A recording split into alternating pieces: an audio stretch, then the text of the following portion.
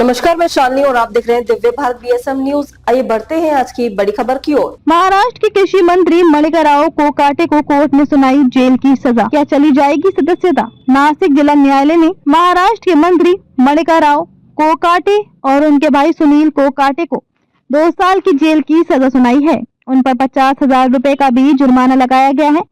महाराष्ट्र के कृषि मंत्री और एनसीपी नेता मणिका राव कोकाटे को नासिक कोर्ट ने बड़ा झटका दिया है। मणिका राव कोकाटे और उनके भाई सुनील कोकाटे को जिला अदालत ने 2 साल की सजा सुनाई है। कोर्ट ने मणिका राव कोकाटे को 2 साल की कैद और 50,000 रुपए जुर्माने की सजा दी है।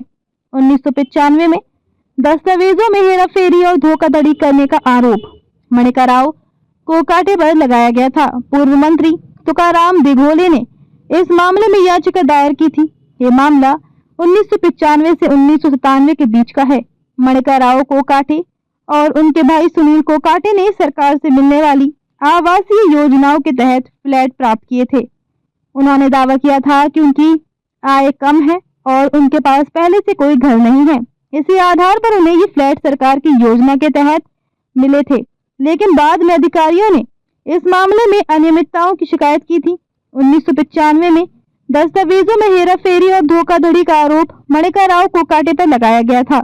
पूर्व मंत्री तुकाराम दिघोले ने इस मामले में याचिका दायर की थी। यह अपराध नासिक की सरकार वाड़ा पुलिस स्टेशन में दर्ज किया गया था। यह मामला 1997 से अदालत में चल रहा था और अब इसका फैसला आ चुका है। इस केस में कुल 4 आरोपी थे, जिनमें मणिका राव कोकाटे, उनके भाई और 2 अन्य लोग शामिल थे। हालांकि कोर्ट ने बाकी 2 आरोपियों को किसी भी तरह की सजा नहीं दी है। न्यायालय ने मणिका राव कोकाटे को 2 साल की सजा सुनाई है।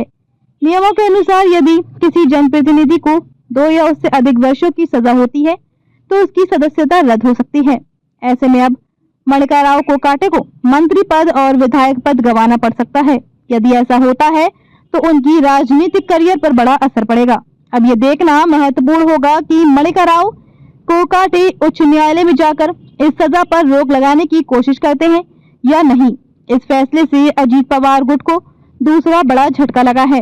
इससे पहले धनंजय मुंडे विवादों में घिरे थे और अब राष्ट्रवादी कांग्रेस एनसीपी के एक और मंत्री की मुश्किलें बढ़ गई हैं। अब इस मामले में मणिका राव कोकाटे, अजीत पवार और राष्ट्रवादी कांग्रेस क्या कदम उठाते हैं, इस पर सभी की नजरें टिकी हैं। खबरों में अब तक के लिए बस इतना ही। फिर होगी आपसे मुलाकात, तब तक के लिए नमस्कार और देखते रहिए दिव्य भारत बीएसएम न्यूज। ऐसे ही लेटेस्ट अपडेट पाने के लिए हमारे चैनल को सब्सक्राइब करें और तुरंत नोटिफिकेशन पाने के लिए बेल आइकन प्रेस करना ना भूलें। यदि आप हमें फेसबुक या इंस्टाग्राम के माध्यम से देख रहे हैं तो हमारे पेज को फॉलो जरूर करें। धन्यवाद।